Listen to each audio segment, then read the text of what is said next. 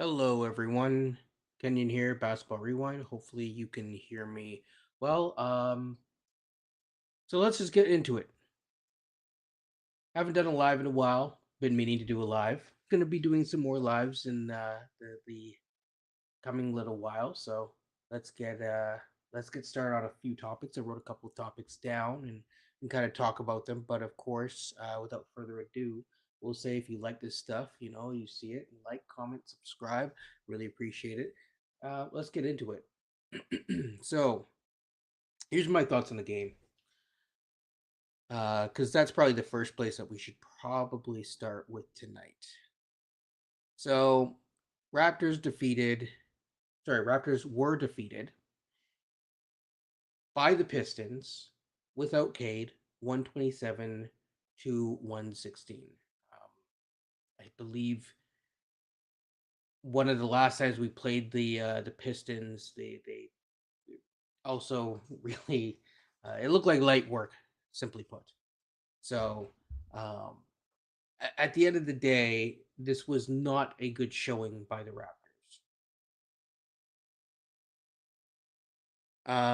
So let's go through quarter by quarter, see what happened. I actually watched this game in depth. It was a good game from the standpoint that went quickly, and it was not as late as a lot of these late West Coast games that I've been struggling keeping up with. But overall, from a Raptors standpoint, it was not a good game. The first quarter, 26-20 in favor of the Pistons. The Pistons really never looked back and kind of took the foot off the gas last quarter.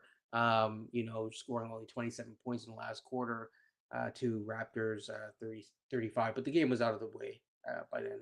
I mean, really, the Raptors were kind of hanging in there, but they didn't really have control over the game in the first half. You got to the second half, and by the end of the third quarter, again, 41 points in a single quarter to 27. Cade Cunningham is not playing for the Detroit Pistons, of course. Um, Not saying that you were fully healthy, but if you're going to blame this on Quickly, who is not your top player or whatever, um, that's just not going to cut mustard here. It's not going to cut it. So the Raptors struggled. They struggled mightily against the rolling Detroit Pistons. A lot of people thought that the Pistons would kind of fade down the stretch without Cade, and they have not. They have just been rolling and rolling and rolling, and obviously there's some lumps and bumps, but they've maintained the first seed in the East, and not only that, you go one step further from there, and again, they've clinched their Central Division. We go to parts of the game, and I am going to show some of these. I delayed the start of this to kind of show some of this on screen for a couple reasons, and the main reason is that if I'm able to show some of it on screen, not all of it, I won't get banned from the powers that be at YouTube. Um, the Raptors started off really sluggish to start the game at one point. It was like maybe 5-13, and the Raptors had not scored a single field goal for the entire night. And that was really tough to see. It was really, really, really tough to see. And not only was it tough to see, but you could see how the offense gets bogged down. And this goes back to my point is that like they have been facing quite a number of easier teams competition wise. And while they've been facing these easier teams, they haven't really been challenged in the same way consistently. This is why I keep saying the Raptors have yet to really have too many statement wins. I guess one of their last wins against like the Magic, I think, yeah, the Magic would probably be the closest thing that you would say, okay, that was kind of a statement win. The Magic are not doing well, so it's yes, they are a playoff team, but it's not necessarily like the creme de la creme. Um, but they really haven't had those wins that make you go, oh, okay, you know, I really believe in this team. This team is really doing something. This team is really like turned the corner and making you believe in them in that particular way. This game was more point guard Scotty. The offense was bogged down in this game, and again, it could be that the Pistons are just a better team, better well executed, and you're going to struggle in these type of situations. I know Bi was back, and some people might put it on Bi. I don't think I would put it on Bi, but the team was abysmal, and yes, from a box plus minus standpoint, Bi was the worst Raptor on the court. So I can't not say that, but also AJ Lawson was the best Raptor on the court, and that also doesn't say much. So I think hanging your hat too heavily on box plus minus is a risk. Because it also depends on when those minutes are. There's sometimes when players will, kind of get a little bit of a boost in the box plus minus um, to end a game in like garbage time and like get a boost in those stats. So I wouldn't really read too much those type of things. You see Darko as the season wears on, the overall rotation is kind of getting shrunk down. You see a guy like Mamu, so Sandro Mamukavitsvili. Um, I mean, the shot was hitting, but it's like again, like we're just getting out muscled on the boards. That's like without me even looking at the actual game charts. I'm gonna look at that in just a second. But it just felt like the Pistons were everywhere, and we were letting go of weak rebounds. I'll give Scotty Stan a shout out. So I think Robert Penseri basketball. He talked about. I think he made a post about Jakob getting out rebounded. Now Jakob has a bad back, obviously still, but beyond that, it's like the funny thing is even in the games like the last game that we just shellacked, the Magic for what was it, 31 straight points, NBA record. I didn't really feel like on the other side of the ball, or even in terms of a rebounding standpoint, that like it just felt like we were giving up boards. It's just the Magic could not capitalize on those boards. I'm looking right now. This is such a wonky game because there's 34 boards to 35 boards. So the Raptors out rebounded, according to this, the Raptors out rebounded the Pistons, but it didn't feel that way. The Raptors caused more turnovers. I think Jacoby had a career high, or at least matched early on his career high with in terms of steals, but it didn't matter because okay, can you capitalize on that? And then also, can the other team continue to execute? And the problem is that the other team they just feel ready for the playoffs, simply put. They just feel ready for the playoffs. So even though the Raptors, you start looking down the chart outside of, do not look at the free throw, you're like, oh, okay, like they didn't do that bad. They kept up. I mean, 3-point shooting isn't great, and when the Pistons are shooting 60% from the field and 56.5% from deep, um, and have a 20% plus point advantage in terms of the free throw line, yeah, that's gonna hurt you. But I don't think that's like it's just a weird game to look at just from a statistical standpoint. You really do have to look at the box. Sorry, you actually do have to look at some of the shots and some of the game, not even just the individual possessions, but the game in its entirety to see what happened. There's some other topics that I'm definitely going to get into. I don't even know if anyone's even here. I have no idea. So sorry about the clicking. If anyone else is here, um, let me just switch back over. Um, so going back to the game, right? It just I don't even really want to talk too much of this game. I'll be brief with it and go to the other aspects that I wanted to talk about. But Scotty Barnes did have 12 assists. He was able to have 12 assists while only having 4 rebounds, and that's all well and good. This still wasn't good offensive process.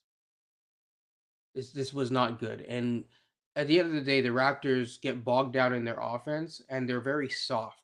And so on a night like tonight where you really need rebound, you need your center, your center like Pirtle. Even Bi, yes, I get it. He plays more out on the perimeter. Bi is 6'10". Scotty is 6'7", 6'8", or whatever. RJ was probably your best rebounder outside of Colin Murray Boyles, who does not play in the starting lineup. Most of these guys had like one rebound or four rebounds max. Like Jakob can't have four rebounds and you're expecting to win. And if I go over to the other side of the board or of the bracket, if you will, Duran had 9 rebounds and had 31 points. And there was nothing that they could do. And they just kept going inside because they're like, okay, this is a weakness. We're going to pick them apart. I remember before the game, forget who it was, and they mentioned like, oh, well, there might be like basically like the Raptors can go at Duran and kind of use him as a cone. Well, they didn't really do that. They weren't able to capitalize on that. And instead, you let Duran go off for 31 points and whoop you. There's a reason why Duran was an all-star this year. Um, Scotty only had 8 shots. That's not sufficient. Um, it's just not sufficient. And he had 5 points on 8 shots. Again, not a good game. You could look, it's like the Shed game the other day where Shed had 14 assists. And yeah, Shed had like 12 assists today. He shot almost identical to Scotty. They're 25%, 0% from deep, which is part of the reason why as a if he's gonna play point guard, he needs to be able to shoot the ball from deep more just with more consistency than he has this season or last season or the season before that. Um, there's just systemic issues on this team that needs to be fixed, but that's okay. Overall, the standings did change today. The Magic won. Um, the Hawks are now in fifth position. So as of today, even though the Knicks lost, the Raptors would probably be in the basically the sixth seed facing the Knicks, which would be interesting for the Knicks fans, not for Raptor fans, but you know, c'est la vie. Um, this is I'm really trying to be positive, folks, about this team. I think that the next two games are gonna provide a little bit of a cushion going into that 5 game stretch to end the season, where you're facing the Celtics, the Heat back to back, and then I believe you're facing the Knicks, and then finally you're gonna end off the season on a light note with the uh, with the Nets. So having any cushion like this game tonight was actually very crucial to get. Um, with Philly right there, with the Hawks just passing you, even if you have the tiebreaker, which I don't believe they have the tiebreaker against Philly, but I'd have to double check. It puts you in a tough spot because you really do need to at least be tied with those teams to really push yourself up. And the way that the Raptors are playing right now is not consistent enough against you know decent level teams. So yeah. Um, Not sure what they said on the presser, but that's kind of where I would go with the Raptors today. Not a great game. Moving along, I want to talk about Scotty Barnes' past few games. So on a more lighter note, um, his scoring average is down since December, but overall, like the past 5 games, just from an assist standpoint, I mean, he's had 15, 12, 12, and 10. Um, that's pretty solid, right? And then from a point standpoint, he was starting to get his footing, but you'd want to see him kind of maintain that. And so this was a break from that, so to speak. But again, you want closer to more consistency in that department. But 23 points, 23 points, 9 points, 20 points, and 17 points. And these are all the games not including today. And so I look at that and I'm like, okay, like he's been rolling. I know since the All Star break, he's been kind of struggling to get his footing consistently. But defensively, though, and you saw it even in this game, he's still giving it to the other team. He's still there. and he's defending at an even better and better level. But the problem is that if the team cannot maintain, hold up their end of the bargain, and then also pick up the slack on the offensive end that he's not able to necessarily provide, you're going to run yourself into a lot of trouble. Okay, so let's just continue on. I want to talk about Evan Mobley as well. So a lot of people compare the two. Again, you looking at Evan Mobley's past couple games, very similar to Scotty to somewhat of an extent. However, um, I'm not sure what the Cavs did tonight. We'll look at that in a second. But they played Utah. That was a statement game for him. So 34-17. Huge game, huge game. He's been challenged by his coach, and something that I'd want to see Darko do, which is directly challenge. Hey, we need more out of you. We need more consistency. The one thing I'll say that though, Evan Mobley, the free throws need to get better than they have been. One big area of improvement this year that has gone kind of under the radar, partly because Scotty struggles to get to the line with consistency. In my opinion, is again, it's those free throws. He's shooting 83% from the line, and in past years he has not cracked the 80 mark, if I'm not mistaken. And so that's kind of it's big.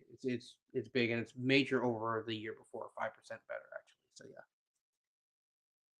Okay, so we've done the standings.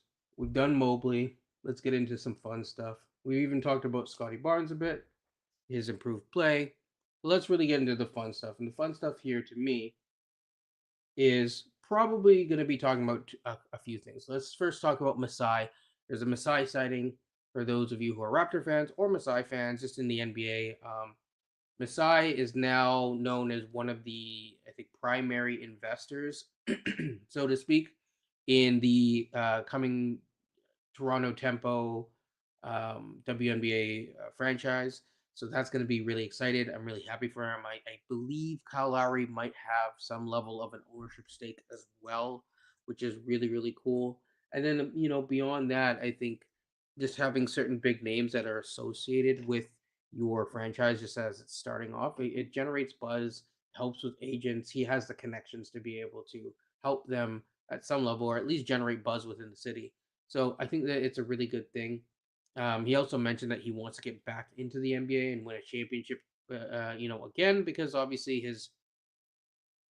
his time winning a chip as a general manager was kind of marred by the fact that he faced a racialized or racially charged incident on the court with the Golden State Warriors. So I'm not going to go through that whole thing right now. There's a lot of stuff out there, but definitely, yeah, that was one thing. So, um, shout out to Masai. Glad to see him kind of back again and in the mix. Um, and you just want to see him kind of you know get back to basketball because I think he did a good job at sometimes and at other times near the later part of his tenure it wasn't so great, but if he could be involved in a franchise in some sort of way, especially however it is, maybe it's more of a from like a PR standpoint, where you have like a president of basketball operations, but your GM is really your decision maker. Maybe there is something where he could have a nice impact there. But that being said, let's go to one of the final topics, which would be talking about a former Detroit Piston, Jaden Ivey. Jaden Ivey was waived by the Bulls today. There was a lot of social media posts that he put out there, and I'm not going to go into like exactly what he said for every single aspect, but I think the headlines versus why he was waived are two different things. So I think the reason why he was waived is he was saying probably too much information for his own circumstances, because he talked a little bit about his childhood trauma and stuff like that. And it seemed like he was discussing things that are kind of more private. And the best way to put it is that when that's happening from a public facing standpoint, and then also Lord knows what's happening behind the scenes where he's asking reporters certain questions that are probably kind of out of pocket and inappropriate of him to ask reporters, in terms of their faith or whatever. Vice versa, they shouldn't be questioning his faith. It gets into a challenging standpoint from an athletic standpoint, and I think that the Bulls made a decision that he's a restricted free agent. This seems like a lot. There's a lot going on. I don't know if they pushed him to get help or not, but there seems like mental health is at play. And so that's kind of like a PSA in terms of Jaden Ivey, is that I think they're these guys do have a lot of access to resources. That doesn't mean that they're always going to seek out those resources, and hopefully he's able to get whatever help that he needs if he needs it. And I'll kind of leave it at that. I think that kind of covers it all. This is going to be a short live. I didn't really want to cover the full thing, and I'm just trying to get back into the groove of doing lives. So even whether you watch this live, which currently no one commented on, which is fine, or you watch it later, definitely again appreciate all the love that everyone gives if you give it, and again, like, comment, and subscribe, and take care, people, and peace. It was been a good one, and yeah, take care.